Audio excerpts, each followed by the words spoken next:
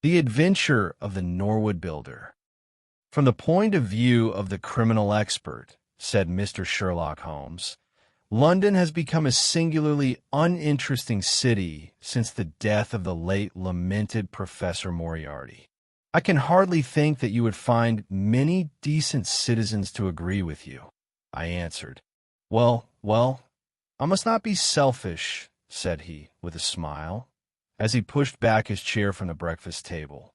The community is certainly the gainer, and no one the loser, save the poor out-of-work specialist, whose occupation is gone. With that man in the field, one's morning paper presented infinite possibilities. Often it was only the smallest trace, Watson, the faintest indication, and yet it was enough to tell me that the great malignant brain was there, as the gentlest tremors of the edges of the web remind one of the foul spider which lurks in the center. Petty thefts, wanton assaults, purposeless outrage. To the man who held the clue, all could be worked into one connected whole. To the scientific student of the higher criminal world, no capital in Europe offered the advantages which London then possessed. But now, he shrugged his shoulders in humorous deprecation of the state of things which he had himself done so much to produce. At the time of which I speak, Holmes had been back for some months, and I, at his request, had sold my practice and returned to share the old quarters in Baker Street. A young doctor, named Werner, had purchased my small Kensington practice and given with astonishingly little demur the highest price that I ventured to ask, an incident which only explained itself some years later when I found that Werner was a distant relation of Holmes's, and that it was my friend who had really found the money. Our months of partnership had not been so uneventful as he had stated, for I find, on looking over my notes, that this period includes the case of the papers of ex-President Murillo, and also the shocking affair of the Dutch steamship Friesland, which so nearly cost us both our lives. His cold and proud nature was always averse, however, to anything in the shape of public applause, and he bound me in the most stringent terms to say no further word of himself, his methods, or his successes, a prohibition which, as I have explained, has only now been removed. Mr. Sherlock Holmes was leaning back in his chair after his whimsical protest, and was unfolding his morning paper in a leisurely fashion, when our attention was arrested by a tremendous ring at the bell, followed immediately by a hollow, drumming sound, as if someone were beating on the outer door with his fist. As it opened, there came a tumultuous rush into the hall. Rapid feet clattered up the stair, and an instant later a wild-eyed and frantic young man, pale, disheveled, and palpitating, burst into the room. He looked from one to the other of us, and under our gaze of inquiry he became conscious that some apology was needed for this. "I'm sorry, Mr. Holmes," he cried. "You mustn't blame me. I'm nearly mad. Mr. Holmes, I am the unhappy John Hector McFarlane."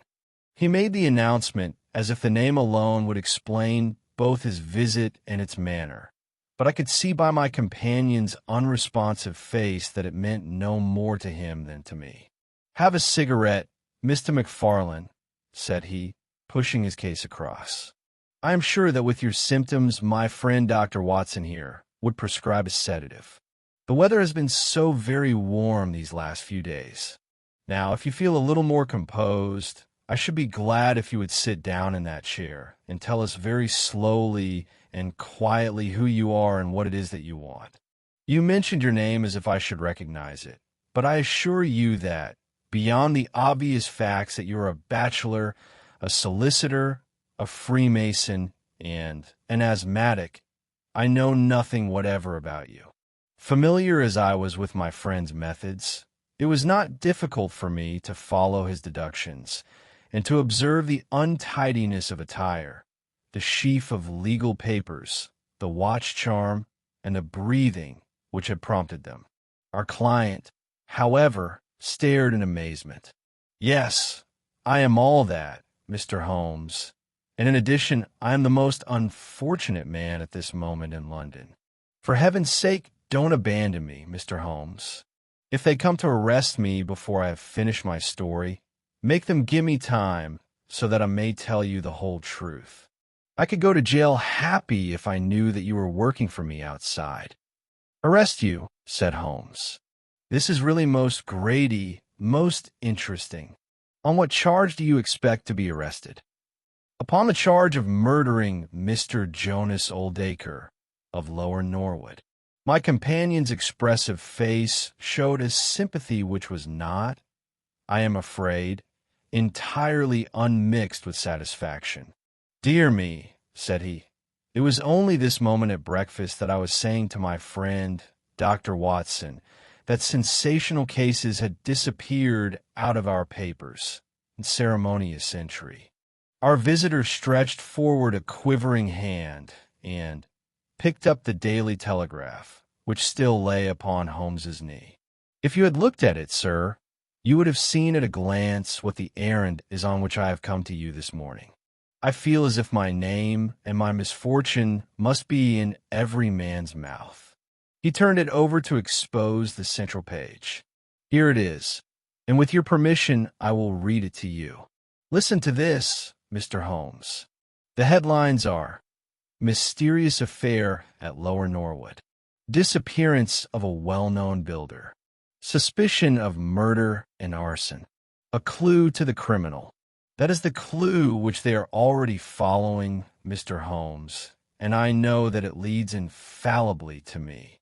I have been followed from London Bridge Station, and I am sure that they are only waiting for the warrant to arrest me. It will break my mother's heart. It will break her heart." He wrung his hands in an agony of apprehension and swayed backwards and forwards in his chair. I looked with interest upon this man, who was accused of being the perpetrator of a crime of violence. He was flaxen-haired and handsome in a washed-out negative fashion, with frightened blue eyes and a clean-shaven face, with a weak, sensitive mouth. His age may have been about 27, his dress and bearing that of a gentleman. From the pocket of his light summer overcoat protruded the bundle of endorsed papers which proclaimed his profession. "We must use what time we have," said Holmes. "Watson, would you have the kindness to take the paper and to read me the paragraph in question?" Underneath the vigorous headlines which our client had quoted, I read the following suggestive narrative. "Late last night, or early this morning, an incident occurred at Lower Norwood which points, it is feared, to a serious crime. Mr. Jonas Oldacre is a well-known resident of that suburb, where he has carried on his business as a builder for many years. Mr. Oldacre is a bachelor, 52 years of age, and lives in Deepdean House, at the Sydenham end of the road of that name. He has had the reputation of being a man of eccentric habits, secretive and retiring.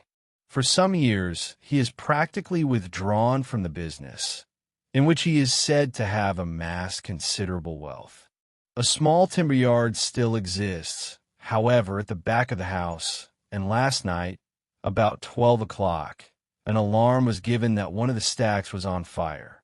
The engines were soon upon the spot, but the dry wood burned with great fury, and it was impossible to arrest the conflagration until the stack had been entirely consumed.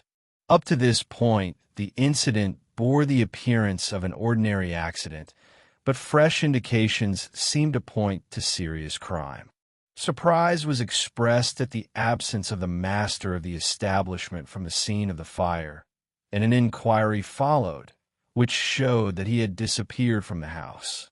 An examination of his room revealed that the bed had not been slept in, that a safe which stood in it was open, that a number of important papers were scattered about the room, and, finally, that there were signs of a murderous struggle, slight traces of blood being found within the room, and an oaken walking stick, which also showed stains of blood upon the handle.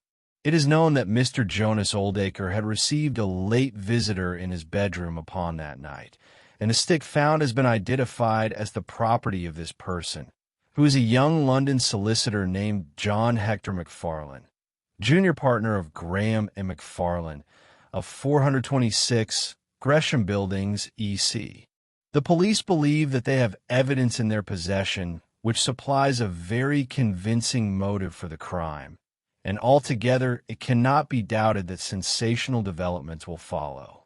Later, it is rumored as we go to press that Mr. John Hector McFarlane has actually been arrested on the charge of the murder of Mr. Jonas Oldacre. It is at least certain that a warrant has been issued. There have been further and sinister developments in the investigation at Norwood. Besides the signs of a struggle in the room of the unfortunate builder, it is now known that the French windows of his bedroom, which is on the ground floor, were found to be open, that there were marks as if some bulky object had been dragged across to the woodpile, and, finally, it is asserted that charred remains have been found among the charcoal ashes of the fire.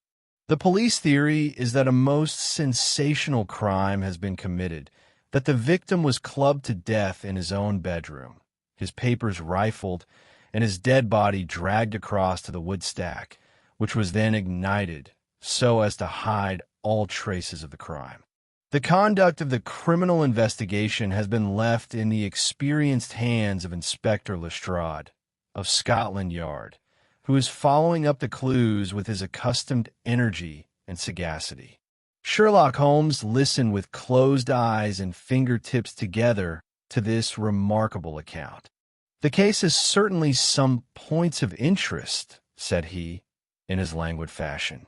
"May I ask, in the first place, Mr. McFarlane, how it is that you are still at liberty, since there appears to be enough evidence to justify your arrest?" "I live at Torrington Lodge, Blackheath, with my parents, Mr. Holmes, but last night, having to do business very late with Mr. Jonas Oldacre, I stayed in an hotel in Norwood and came to my business from there.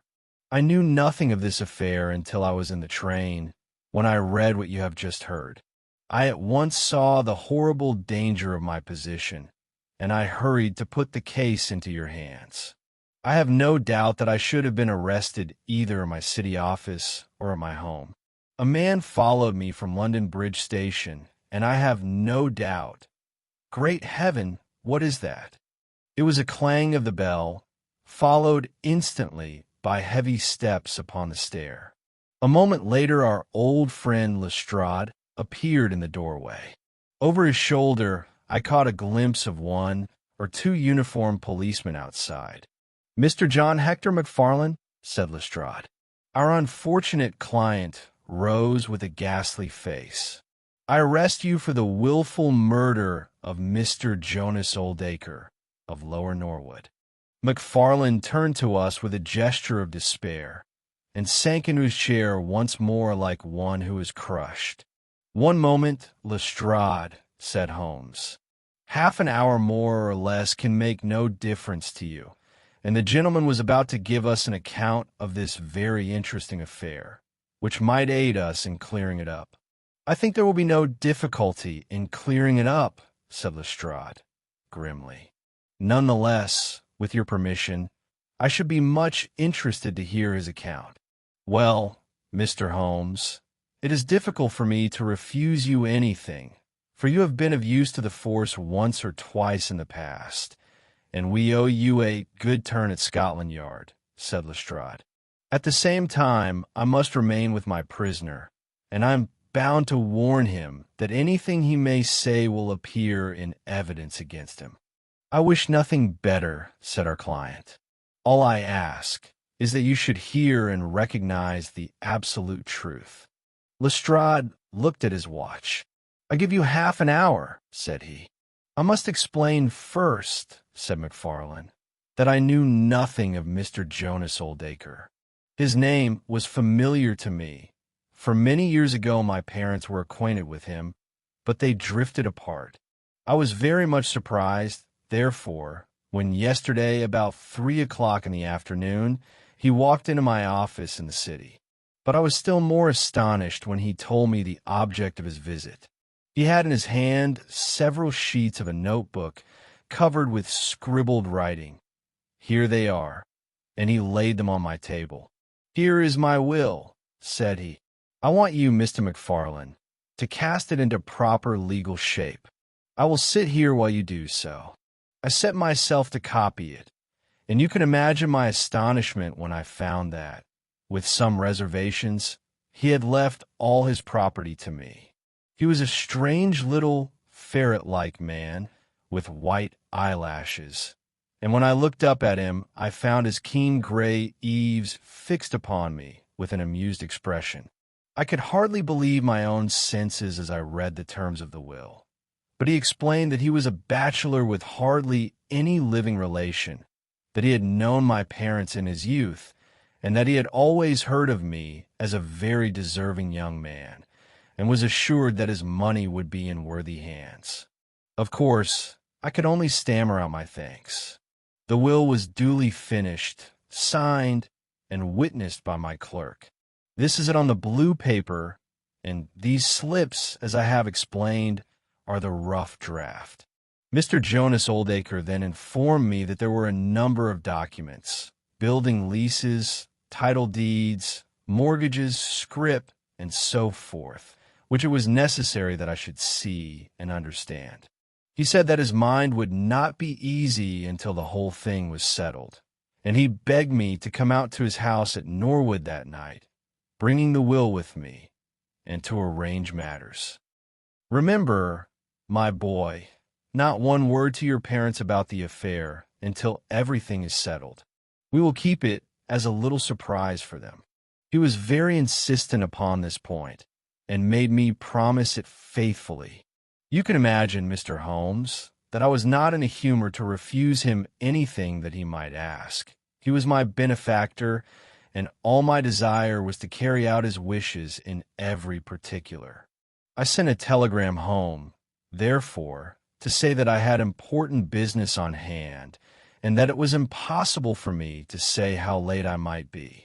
Mr. Oldacre had told me that he would like me to have supper with him at 9, as he might not be home before that hour.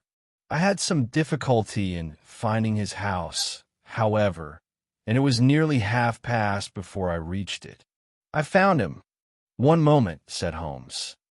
"Who opened the door?" "A middle-aged woman, who was, I suppose, his housekeeper." "And it was she, I presume, who mentioned your name?" "Exactly," said McFarlane. "Pray proceed." McFarlane wiped his damp brow, and then continued his narrative. "I was shown by this woman into a sitting room, where a frugal supper was laid out. Afterwards, Mr. Jonas Oldacre led me into his bedroom, in which there stood a heavy safe. This he opened and took out a mass of documents, which we went over together. It was between 11 and 12 when we finished. He remarked that we must not disturb the housekeeper. He showed me out through his own French window, which had been open all this time. "Was the blind down?" asked Holmes. "I will not be sure, but I believe that it was only half down." "Yes, I remember how he pulled it up in order to swing open the window. I could not find my stick, and he said, 'Never mind, my boy. I shall see a good deal of you now, I hope, and I will keep your stick until you come back to claim it.' I left him there, the safe open, and the papers made up in packets upon the table. It was so late that I could not get back to Blackheath, so I spent the night at the Annerley Arms, and I knew nothing more until I read of this horrible affair in the morning." "Anything more that you would like to ask, Mr. Holmes?" said Lestrade, whose eyebrows had gone up once or twice during this remarkable explanation. "Not until I have been to Blackheath." "You mean to Norwood?" said Lestrade. "Oh, yes. No doubt that is what I must have meant," said Holmes, with his enigmatical smile. Lestrade had learned by more experiences than he would care to acknowledge that razor-like brain could cut through that which was impenetrable to him. I saw him look curiously at my companion. "I think I should like to have a word with you presently, Mr. Sherlock Holmes," said he. "Now, Mr. McFarlane, two of my constables are at the door, and there is a four-wheeler waiting." The wretched young man arose, and with a last beseeching glance at us, he walked from the room. The officers conducted him to the cab, but Lestrade remained. Holmes had picked up the pages which formed the rough draft of the will, and was looking at them with the keenest interest upon his face. "There are some points about that document, Lestrade, are there not?" said he, pushing them over. The official looked at them with a puzzled expression. "I can read the first few lines, and these in the middle of the second page, and one or two at the end. Those are as clear as print," said he. "But the writing in between is very bad, and there are three places where I cannot read it at all." "What do you make of that?" said Holmes. "Well, what do you make of it?" "That it was written in a train. The good writing represents stations, the bad writing movement, and the very bad writing passing over points. A scientific expert would pronounce at once that this was drawn up on a suburban line, since nowhere save in the immediate vicinity of a great city could there be so quick a succession of points. Granting that his whole journey was occupied in drawing up the will, then the train was an express, only stopping once between Norwood and London Bridge." Lestrade began to laugh. "You are too many for me when you begin to get on your theories, Mr. Holmes," said he. "How does this bear on the case?"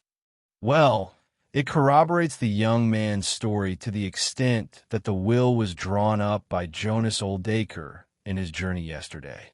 It is curious, is it not, that a man should draw up so important a document in so haphazard a fashion? It suggests that he did not think it was going to be of much practical importance. If a man drew up a will which he did not intend ever to be effective, he might do it so." "Well, he drew up his own death warrant at the same time," said Lestrade. "Oh, you think so, don't you? Well, it is quite possible, but the case is not clear to me yet." "Not clear? Well, if that isn't clear, what could be clear? Here is a young man who learns suddenly that if a certain older man dies, he will succeed to a fortune. What does he do? He says nothing to anyone, but he arranges that he shall go out on some pretext to see his client that night. He waits until the only other person in the house is in bed, and then in the solitude of the man's room he murders him, burns his body in the woodpile, and departs to a neighboring hotel. The bloodstains in the room, and also on the stick, are very slight. It is probable that he imagined his crime to be a bloodless one, and hoped that if the body were consumed it would hide all traces of the method of his death, traces which for some reason must have pointed to him. Is all this not obvious? It strikes me, my good Lestrade, as being just a trifle too obvious," said Holmes. "You do not add imagination to your other great qualities. But if you could for one moment put yourself in the place of this young man, would you choose the very night after the will had been made to commit your crime? Would it not seem dangerous to you to make so very close a relation between the two incidents? Again, would you choose an occasion when you are known to be in the house, when a servant has let you in? And finally, would you take the great pains to conceal the body, and yet leave your own stick as a sign that you are the criminal? Confess, Lestrade, that all this is very unlikely. As to the stick, Mr. Holmes, you know as well as I do that a criminal is often flurried and does things which a cool man would avoid. He was very likely afraid to go back to the room.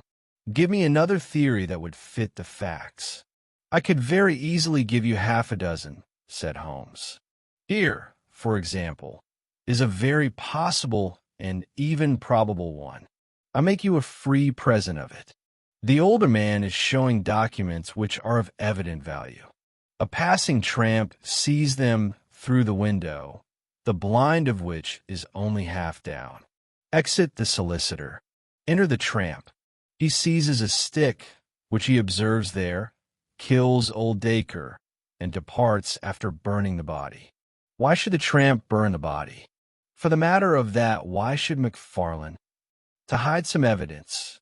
Possibly the tramp wanted to hide that any murder at all had been committed. And why did the tramp take nothing? Because there were papers that he could not negotiate. Lestrade shook his head, though it seemed to me that his manner was less absolutely assured than before. Well, Mr. Sherlock Holmes, you may look for your tramp, and while you're finding him, we will hold on to our man. The future will show which is right. Just notice this point, Mr. Holmes, that so far as we know none of the papers were removed, and that the prisoner is the one man in the world who had no reason for removing them, since he was heir at law and would come into them in any case.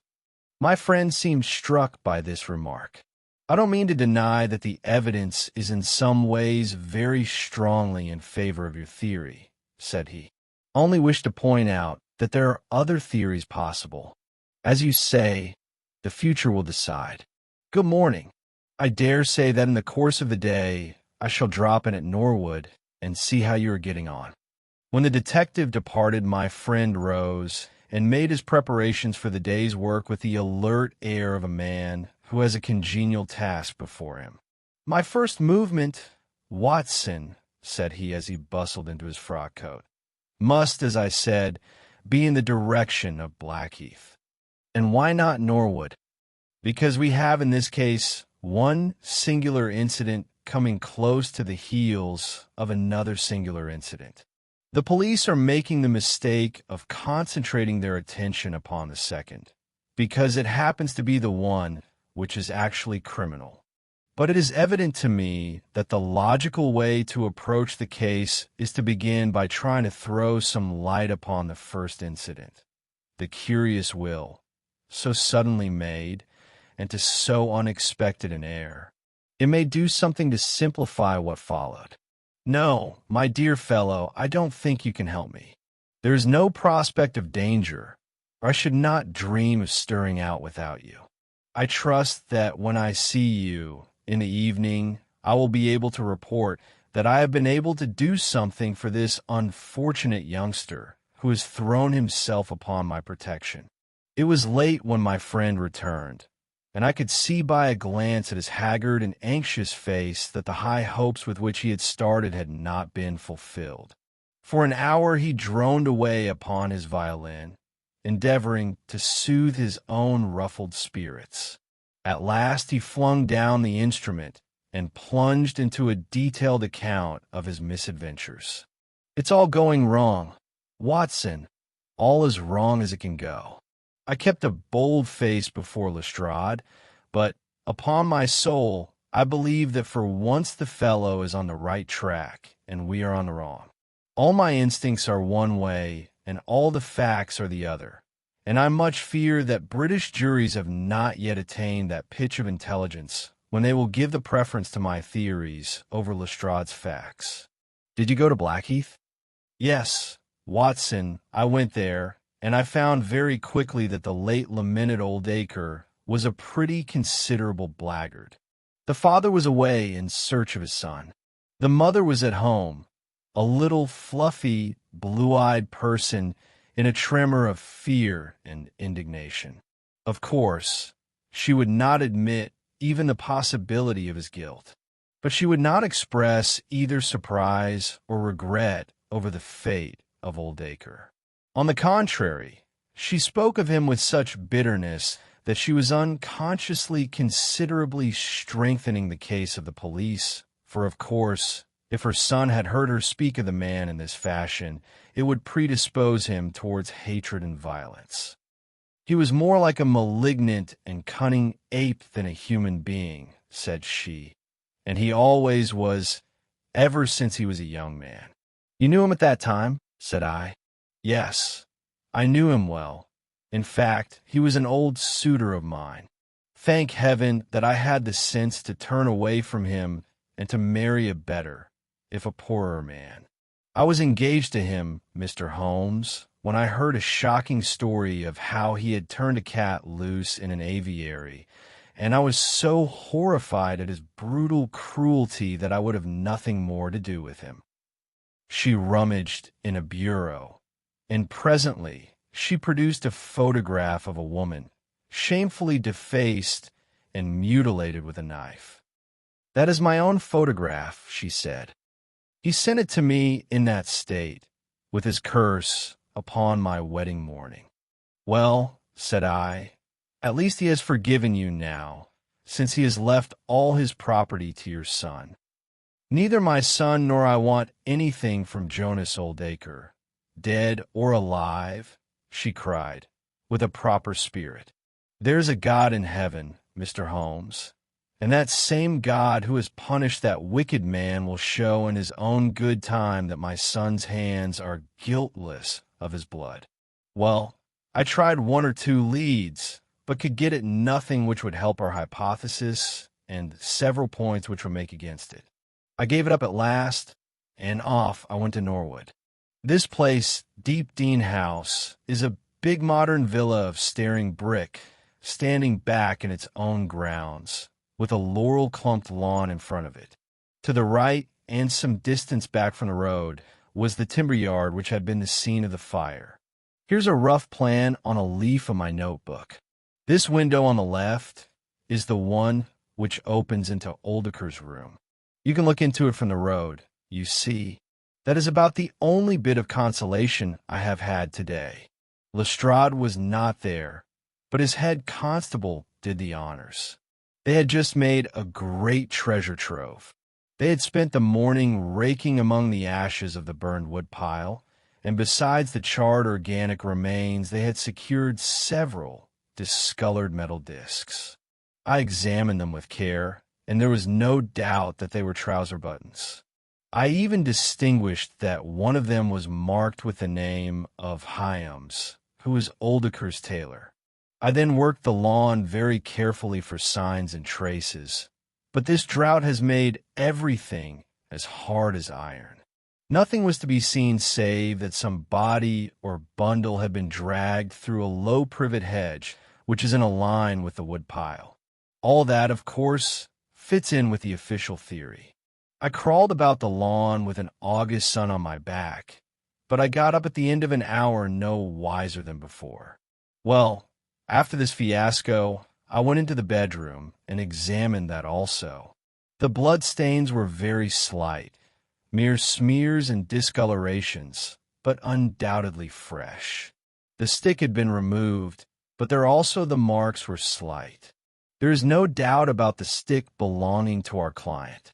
He admits it. Footmarks of both men could be made out on the carpet, but none of any third person, which again is a trick for the other side. They were piling up their score all the time, and we were at a standstill. Only one little gleam of hope did I get, and yet it amounted to nothing. I examined the contents of the safe, most of which had been taken out and left on the table. The papers had been made up into sealed envelopes, one or two of which had been opened by the police. They were not, so far as I could judge, of any great value, nor did the bank book show that Mr. Oldacre was in such very affluent circumstances. But it seemed to me that all the papers were not there. There were allusions to some deeds, possibly the more valuable, which I could not find. This, of course, if we could definitely prove it, would turn Lestrade's argument against himself, for who would steal a thing if he knew that he would shortly inherit it? Finally, having drawn every other cover and picked up no scent, I tried my luck with the housekeeper. Mrs. Lexington is her name, a little, dark, silent person with suspicious and sidelong eyes. She could tell us something if she would. I am convinced of it. But she was as close as wax. Yes, she had let Mr. McFarlane in at 9:30. She wished her hand had withered before she had done so. She had gone to bed at 10:30. Her room was at the other end of the house, and she could hear nothing of what passed. Mr. McFarlane had left his hat, and to the best of her belief his stick, in the hall. She had been awakened by the alarm of fire. Her poor, Dear master had certainly been murdered. Had he any enemies? Well, every man had enemies, but Mr. Oldacre kept himself very much to himself, and only met people in the way of business. She had seen the buttons, and was sure that they belonged to the clothes which he had worn last night. The wood pile was very dry, for it had not rained for a month. It burned like tinder, and by the time she reached the spot, nothing could be seen but flames. She and all the firemen smelled the burned flesh from inside it. She knew nothing of the papers, nor of Mr. Oldaker's private affairs. So, my dear Watson, there's my report of a failure. And yet, he clenched his thin hands in a paroxysm of conviction. I know it's all wrong. I feel in my bones. There is something that has not come out, and that housekeeper knows it. There is a sort of sulky defiance to her eyes, which only goes with guilty knowledge. However, there's no good talking any more about it, Watson, but unless some lucky chance comes our way, I fear that the Norwood disappearance case will not figure in that chronicle of our successes, which I foresee that a patient public will sooner or later have to endure. Surely, said I, the man's appearance would go far with any jury. That is a dangerous argument, my dear Watson. You remember that terrible murderer, Bert Stevens, who wanted us to get him off in '87. Was there ever a more mild-mannered Sunday school young man? It is true. Unless we succeed in establishing an alternative theory, this man is lost. You can hardly find a flaw in the case which can now be presented against him, and all further investigation has served to strengthen it. By the way, there is one curious little point about those papers which may serve us as the starting point for an inquiry.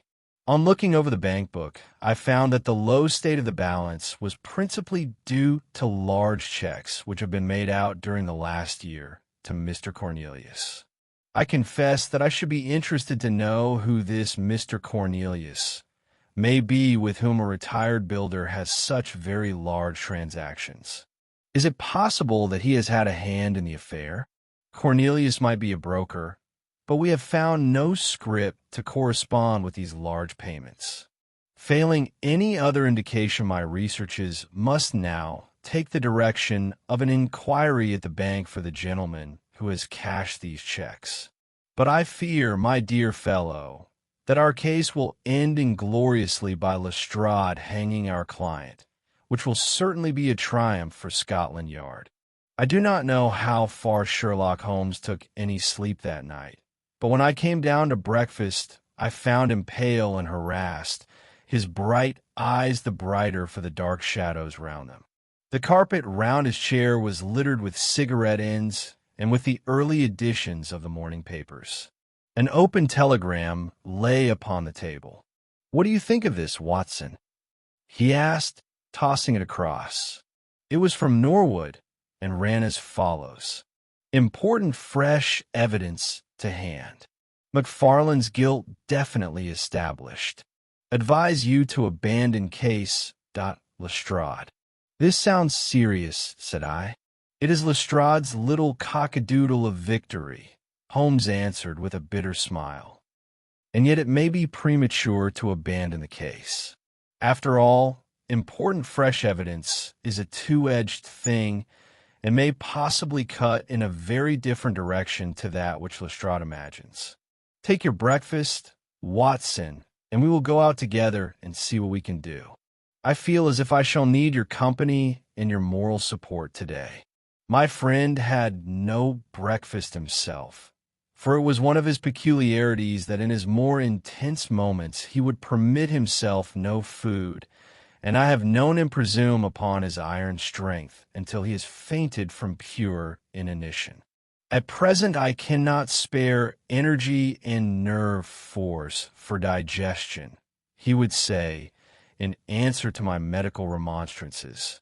I was not surprised, therefore, when this morning he left his untouched meal behind him and started with me for Norwood. A crowd of morbid sightseers were still gathered round Dean House, which was just such a suburban villa as I had pictured. Within the gates Lestrade met us, his face flushed with victory, his manner grossly triumphant. "Well, Mr. Holmes, have you proved us to be wrong yet? Have you found your tramp?" he cried.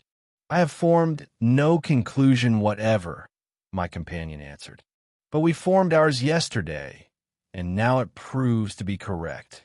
So you must acknowledge that we have been a little in front of you this time, Mr. Holmes." "You certainly have the air of something unusual having occurred," said Holmes. Lestrade laughed loudly. "You don't like being beaten any more than the rest of us do," said he. "A man can't expect always to have it his own way, can he, Dr. Watson? Step this way, if you please, gentlemen, and I think I can convince you once for all that it was John McFarlane who did this crime." He led us through the passage and out into a dark hall beyond. "This is where young McFarlane must have come out to get his hat after the crime was done," said he. "Now look at this." With dramatic suddenness, he struck a match, and by its light exposed a stain of blood upon the whitewashed wall. As he held the match nearer, I saw that it was more than a stain. It was the well-marked print of a thumb. "Look at that with your magnifying glass, Mr. Holmes." "Yes, I am doing so.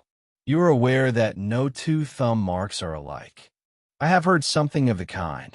"Well, then, will you please compare that print with this wax impression of young McFarlane's night thumb, taken by my orders this morning?"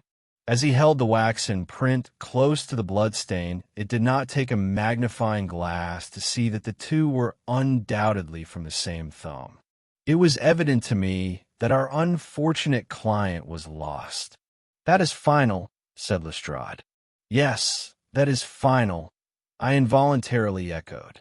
"It is final," said Holmes.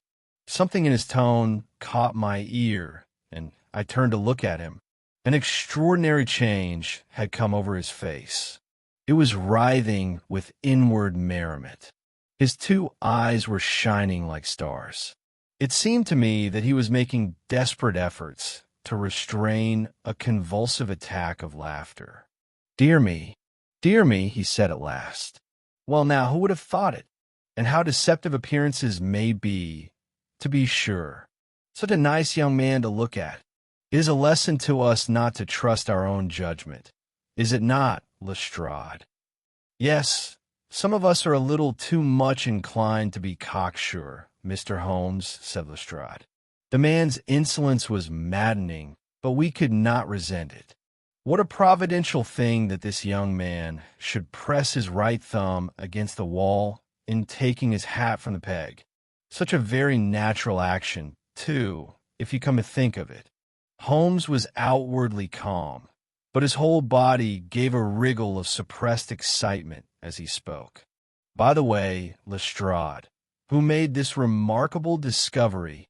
It was the housekeeper, Mrs. Lexington, who drew the night constable's attention to it." "Where was the night constable?" "He remained on guard in the bedroom where the crime was committed, so as to see that nothing was touched." "But why didn't the police see this mark yesterday?" "Well, we had no particular reason to make a careful examination of the hall. Besides, it's not in a very prominent place, as you see." No, of course not. I suppose there is no doubt that the mark was there yesterday." Lestrade looked at Holmes as if he thought he was going out of his mind. I confess that I was myself surprised both at his hilarious manner and at his rather wild observation. "I don't know whether you think that McFarlane came out of jail in the dead of the night in order to strengthen the evidence against himself," said Lestrade. "I leave it to any expert in the world whether that is not the mark of his thumb." "It is unquestionably the mark of his thumb." "There, that's enough," said Lestrade. "I am a practical man, Mr. Holmes, and when I have got my evidence, I come to my conclusions. If you have anything to say, you will find me writing my report in the sitting room." Holmes had recovered his equanimity, though I still seemed to detect gleams of amusement in his expression. "Dear me, this is a very sad development, Watson, is it not?" said he. "And yet there are singular points about it which hold out some hopes for our client." "I am delighted to hear it," said I heartily. "I was afraid it was all up with him." "I would hardly go so far as to say that, my dear Watson. The fact is that there is one really serious flaw in this evidence to which our friend attaches so much importance." "Indeed, Holmes, what is it?" "Only this, that I know that that mark was not there when I examined the hall yesterday. And now, Watson, let us have a little stroll round in the sunshine." With a confused brain, but with a heart into which some warmth of hope was returning, I accompanied my friend in a walk round the garden. Holmes took each face of the house in turn and examined it with great interest. He then led the way inside and went over the whole building from basement to attics. Most of the rooms were unfurnished, but none the less Holmes inspected them all minutely. Finally, on the top corridor, which ran outside 3 untenanted bedrooms, he again was seized with a spasm of merriment. "There are really some very unique features about this case, Watson," said he. "I think it is time now that we took our friend Lestrade into our confidence. He has had his little smile at our expense, and perhaps we may do as much by him if my reading of this problem proves to be correct. Yes, I think I see how we should approach it." The Scotland Yard inspector was still writing in the parlor when Holmes interrupted him. "I understood that you were writing a report of this case," said he. "So I am. Don't you think it may be a little premature? I can't help thinking that your evidence is not complete." Lestrade knew my friend too well to disregard his words. He laid down his pen and looked curiously at him. "What do you mean, Mr. Holmes?" "Only that there is an important witness whom you have not seen. Can you produce him?" "I think I can." "Then do so. I will do my best. How many constables have you?" "There are 3 within call." "Excellent," said Holmes. "May I ask if they are all large, able-bodied men with powerful voices?" "I have no doubt they are, though I fail to see what their voices have to do with it." "Perhaps I can help you to see that, and 1 or 2 other things as well," said Holmes. "Kindly summon your men, and I will try." 5 minutes later 3 policemen had assembled in the hall. "In the outhouse you will find a considerable quantity of straw," said Holmes. "I will ask you to carry in 2 bundles of it. I think it will be of the greatest assistance in producing the witness whom I require." "Thank you very much. I believe you have some matches in your pocket, Watson.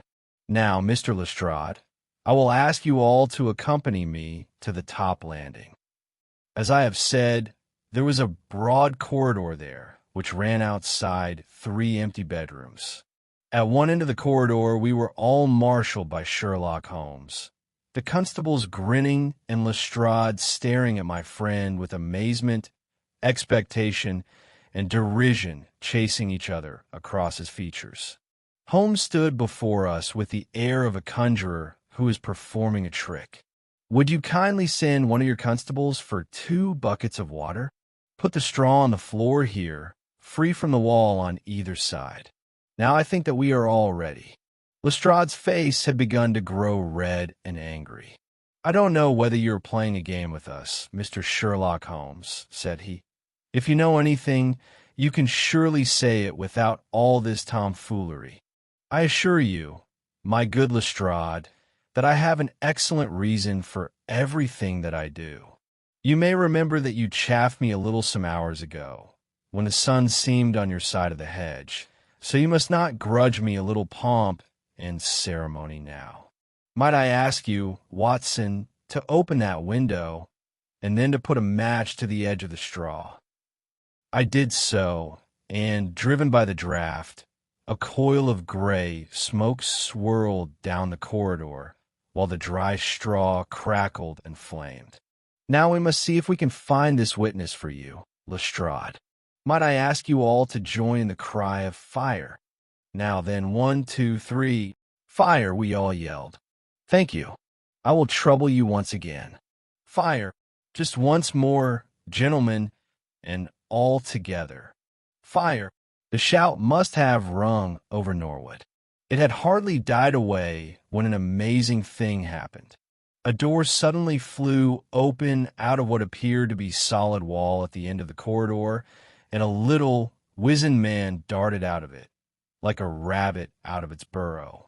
"Capital," said Holmes calmly. "Watson, a bucket of water over the straw. That will do. Lestrade, allow me to present you with your principal missing witness, Mr. Jonas Oldacre." The detective stared at the newcomer with blank amazement. The latter was blinking in the bright light of the corridor and peering at us and at the smoldering fire. It was an odious face, crafty, vicious, malignant, with shifty, light gray eyes and white eyelashes. "What's this, then?" said Lestrade at last. "What have you been doing all this time?" Oldacre gave an uneasy laugh, shrinking back from the furious red face of the angry detective. "I have done no harm." "No harm? You have done your best to get an innocent man hanged. If it wasn't for this gentleman here, I am not sure that you would not have succeeded." The wretched creature began to whimper. "I am sure, sir, it was only my practical joke." "Oh, a joke, was it? You won't find the laugh on your side, I promise you. Take him down and keep him in the sitting room until I come. Mr. Holmes," he continued, when they had gone, "I could not speak before the constables, but I don't mind saying, in the presence of Dr. Watson, that this is the brightest thing that you have done yet, though it is a mystery to me how you did it. You have saved an innocent man's life, and you have prevented a very grave scandal, which would have ruined my reputation in the force." Holmes smiled and clapped Lestrade upon the shoulder. "Instead of being ruined, my good sir, you will find that your reputation has been enormously enhanced. Just make a few alterations in that report which you were writing, and they will understand how hard it is to throw dust in the eyes of Inspector Lestrade. And you don't want a name to appear? Not at all. The work is its own reward.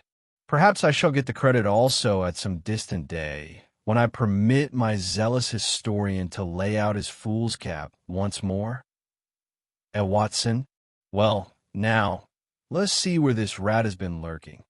A lath and plaster partition had been run across the passage 6 feet from the end, with a door cunningly concealed in it.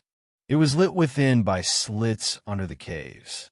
A few articles of furniture and a supply of food and water were within, together with a number of books and papers.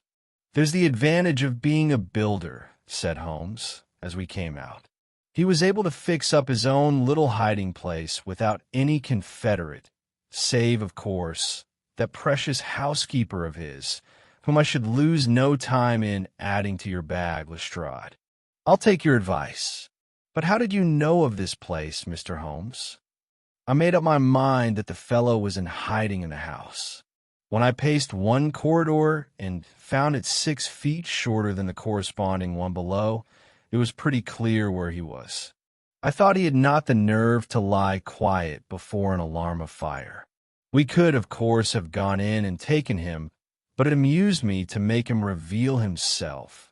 Besides, I owed you a little mystification, Lestrade, for your chaff in the morning. Well, sir, you certainly got equal with me on that.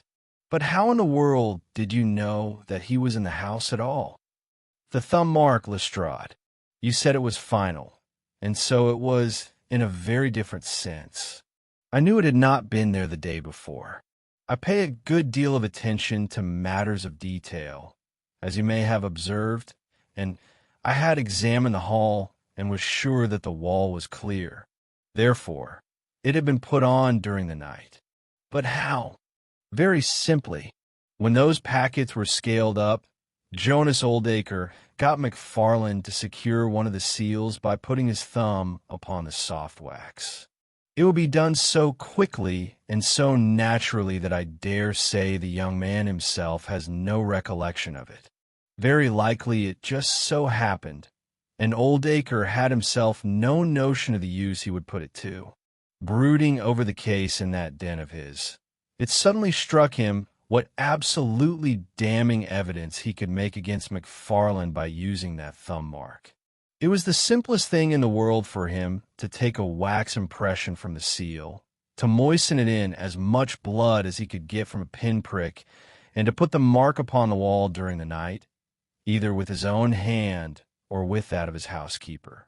If you examine among those documents which he took with him into his retreat, I will lay you a wager that you find the seal with the thumb mark upon it. Wonderful, said Lestrade. Wonderful. It's all as clear as crystal, as you put it. But what is the object of this deep deception, Mr. Holmes? It was amusing to me to see how the detective's overbearing manner had changed suddenly to that of a child asking questions of its teacher. Well, I don't think that is very hard to explain. A very deep, malicious, vindictive person is the gentleman who is now awaiting us downstairs. You know that he was once refused by McFarlane's mother? You don't. I told you that you should go to Blackheath first and Norwood afterwards. Well, this injury, as he would consider it, has rankled in his wicked, scheming brain, and all his life he has longed for vengeance, but never seen his chance. During the last year or two things have gone against him. Secret speculation, I think, and he finds himself in a bad way. He determines to swindle his creditors, and for this purpose he pays large checks to a certain Mr. Cornelius, who is, I imagine, himself under another name. I have not traced these checks yet, but I have no doubt that they were banked under that name at some provincial town where Oldacre from time to time led a double existence. He intended to change his name altogether, draw this money, and vanish, starting life again elsewhere. Well, that's likely enough. It would strike him that in disappearing he might throw all pursuit off his track, at the same time have an ample and crushing revenge upon his old sweetheart, if he could give the impression that he had been murdered by her only child. It was a masterpiece of villainy, and he carried it out like a master. The idea of the will, which would give an obvious motive for the crime, the secret visit unknown to his own parents, the retention of the stick, the blood, and the animal remains and buttons in the woodpile, all were admirable. It was a net from which it seemed to me a few hours ago that there was no possible escape. But he had not that supreme gift of the artist, the knowledge of when to stop. He wished to improve that which was already perfect, to draw the rope tighter yet round the neck of his unfortunate victim. And so he ruined all. Let us descend, Lestrade. There are just one or two questions that I would ask him. The malignant creature was seated in his own parlor with a policeman upon each side of him. It was a joke, my good sir, a practical joke. Nothing more, he whined incessantly. I assure you, sir, that I simply concealed myself in order to see the effect of my disappearance, and I am sure that you would not be so unjust as to imagine that I would have allowed any harm to befall poor young Mr. McFarlane. That's for a jury to decide, said Lestrade. Anyhow, we shall have you on a charge of conspiracy, if not for attempted murder, and you'll probably find that your creditors will impound the banking account of Mr. Cornelius, said Holmes. The little man started and turned his malignant eyes upon my friend. I have to thank you for a good deal, said he. Perhaps I'll pay my debt some day. Holmes smiled indulgently. I fancy that for some few years you will find your time very fully occupied, said he. By the way, what was it you put into the woodpile besides your old trousers? A dead dog or rabbits or what? You won't tell? Dear me, how very unkind of you. Well, I dare say that a couple of rabbits would account both for the blood and for the charred ashes. If ever you write an account, Watson, you can make rabbits serve your turn.